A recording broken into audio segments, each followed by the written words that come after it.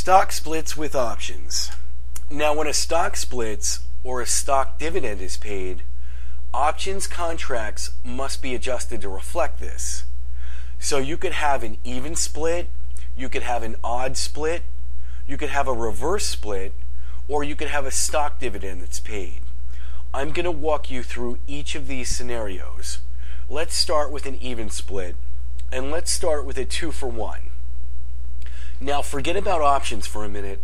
Let's just think about stock. For example, let's say you have 100 shares of a $40 stock. You have 100 shares of a $40 stock.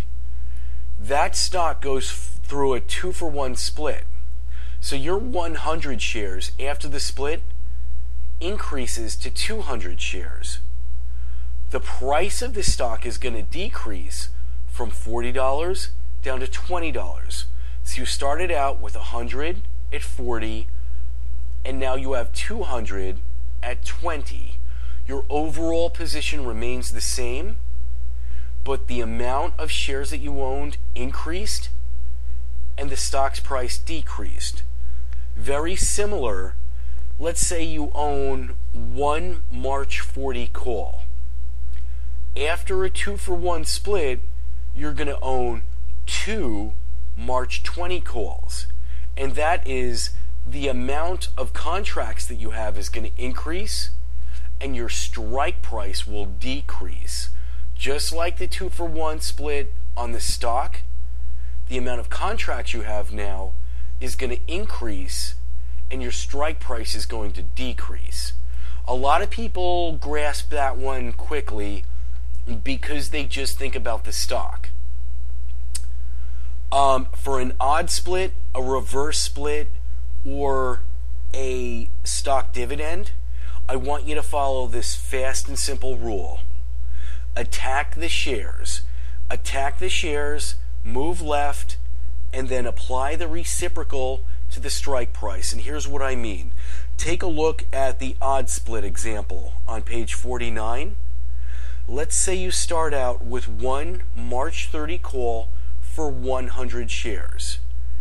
That stock goes through an odd split, a 3-for-2 odd split.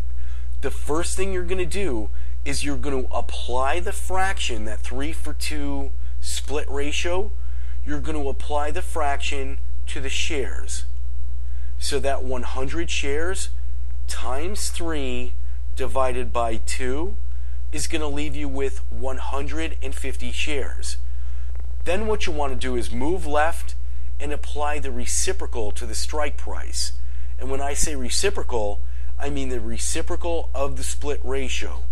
So starting from the beginning, you have one March 30 call for 100 shares. Remember, you're going to hit the shares, you're going to attack the shares, then the strike price.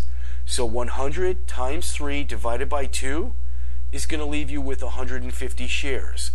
If we move left and we use the reciprocal of 3 divided by 2 and we apply it to the strike price of 30, one March 30 call, 30 times 2 divided by 3 is going to put us at 20. Therefore, one March 30 call for 100 shares is going to become one March 20 call for 150 shares. Now, I said do that with the odd, the reverse, as well as the stock dividend. Let's take a look at a reverse split. Again, look at the example on the bottom of page 49. Let's say we have a 1-for-5 split. Now, let's say you begin with one March 10 call for 100 shares. First thing you want to do is attack the shares with the split ratio. 100 shares times a 1-for-5. 100 shares times 1 divided by 5 is going to leave us with 20 shares. Then we move left and we take the reciprocal of 1 divided by 5, which is 5-for-1. 1 March 10 times 5 divided by 1 is 50. So our 1 March 10 call for 100 shares is going to become 1 March 50 call for 20 shares. let's take a look at a stock dividend. Now on a stock dividend, a good memory device for an adjustment for stock dividends would be, again, start from the right and moving left. This time you're going to think times and divide. Now for example, take a look at the example. If a company distributed a 25% stock dividend and we start out having one March 30 call for 100 shares, we're going to attack the shares first. 100 times 1.25, it's going to leave us with 125 shares. So attack the shares, move left, and do the opposite. So your March 30 call divided by 1.25 is going to be 24. So to sum it up, your one March 30 call for 100 shares is going to become one March 24 call for 125 shares. So to summarize this section and give us a hard, fast memory device, with an even split, the contracts are going to increase, the strike price is going to decrease, much like a regular stock split. For the odd, the reverse, and the dividend, we're going to attack the shares, we're going to move left, and then we're going to use the reciprocal on the strike price. Now with the dividend, you got to remember times and divide, but it's the same movement. You're going to start with the shares, move left, and then you're going to apply the reciprocal to the strike price. One other thing that I wanted to put in here, but I didn't know where it would fit, is options, paperwork, and timing. It's very important, and I think you're probably going to see a question or two on this. You may or may not, but I just wanted to make sure it was covered. There's three things you have to remember. I think of them as 10 at 15.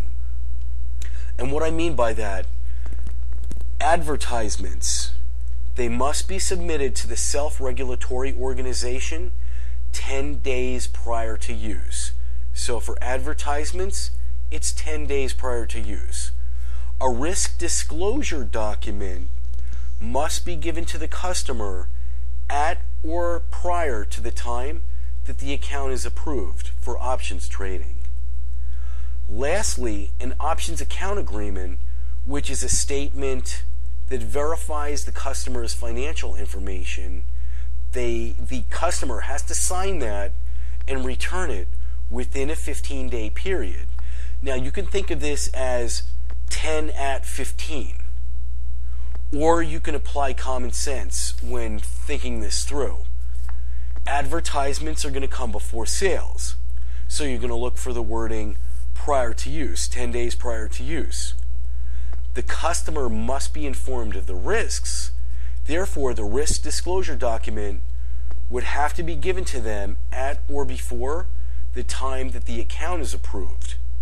Now, lastly, the customer has to agree to abide by the rules of the Options Clearing Corporation. This has to be returned within a 15-day period. Now, what I like to do is I like to just imagine a customer sitting at my desk opening an options account. Now, you can imagine that he saw an advertisement 10 days earlier, and that's what brought him into the office.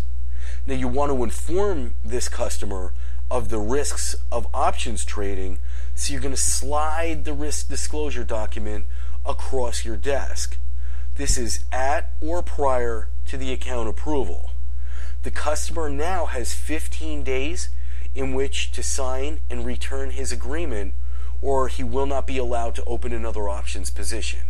So you can think this through, or you can simply think of this as 10 at 15.